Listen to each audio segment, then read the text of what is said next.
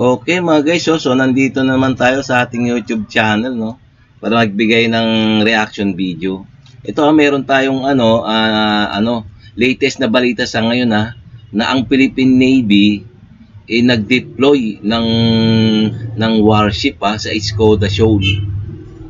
Nag-deploy ng warship wow wow talagang alisto na yata ngayon alisto na yata mga Philippine Navy ngayon no, okay to kasi 'di ba yung Skoda Shoal nakitaan ng pag-uumpisa ng reclamation area ng mga China, no. So natuklasan nila na may mga nagsisimula ng gawing isla na mga Chekwa na to, no. Kaya ayun, ang ginawa ng Philippine Navy at ang Philippine Coast Guard nag-deploy na ng warship sa Skoda Shoal. Tsaka syempre pati ang Philippine Coast Guard. So okay, no? So maganda umpisa natin. Teka, bago natin umpisa, please like and subscribe na lang muna sa ating channel bago tayo mag-umpisa. Okay, umpisa na natin. Nag-deploy mga kabombo, mga ka-Star Nation, ang Philippine Navy ng barkong pandigma sa Skoda Shoal o mas kilala sa tawag na Sabina Shoal. Yan ay sa gitna ng hinihinalang reclamation activity ng China sa naturang lugar. Ayon kay Navy spokesperson for the West Philippine Sea, Commodore Roy Vincent Trinidad, pinagting pa nila ang pagpapatrolya sa naturang lugar at sa mga nakalipas na araw ay mayroong nakatalaga na isang warship doon sa bahaging yan ng karagatan.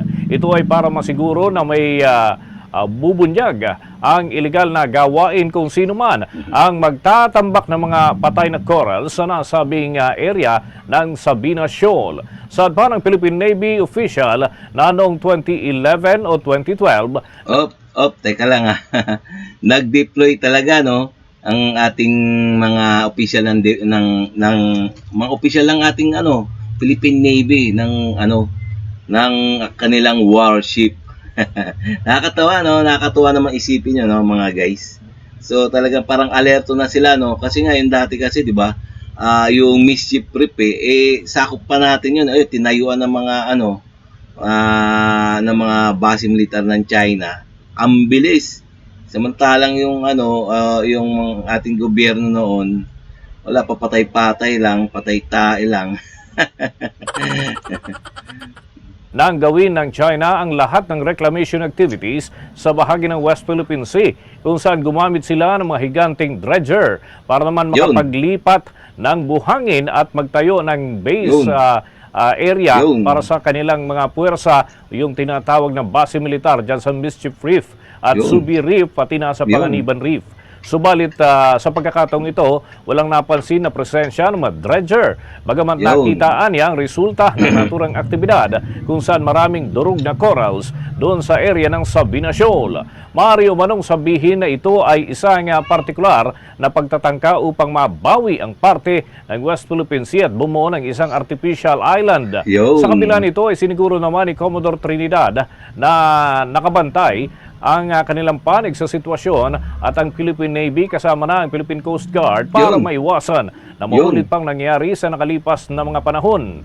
Kaya't ang diskarte ngayon ng gobyerno dyan sa parte ng West Philippine Sea ay ang Transparency Initiative para ipakita sa mundo kung anong ginagawa ng ibang mga bansa sa maritime domain at sinasabi ng opisyal na sumusunod naman ang ibang mga claimant na bansa dyan sa international law maliban lamang sa China. Matatandaan na iniulat ng Philippine Coast Guard nitong weekend na nadiskubre nila ang mga durog na corals na di umano ay itinapon ng mga barko ng China sa Skoda Shoal.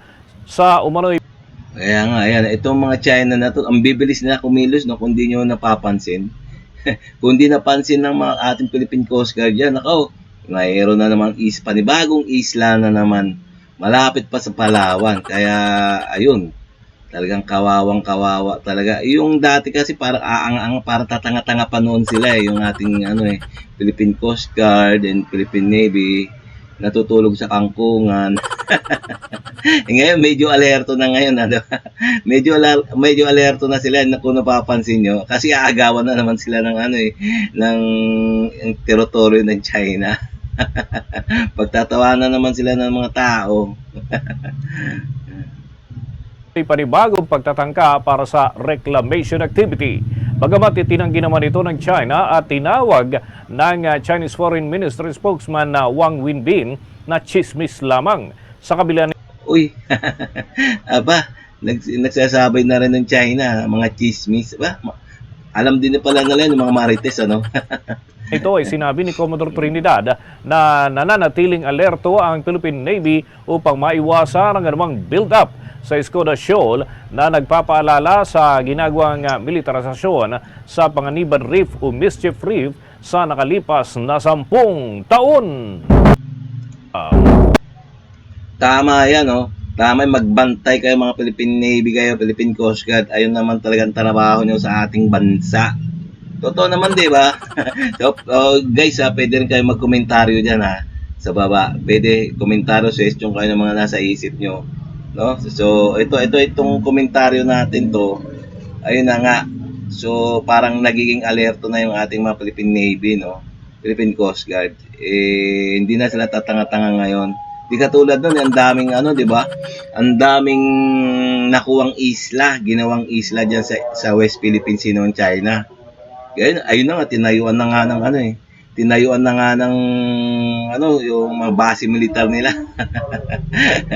Pag yan nagkaroon pa ng base militar diyan malapit sa Palawan, sa Escoda Shoal.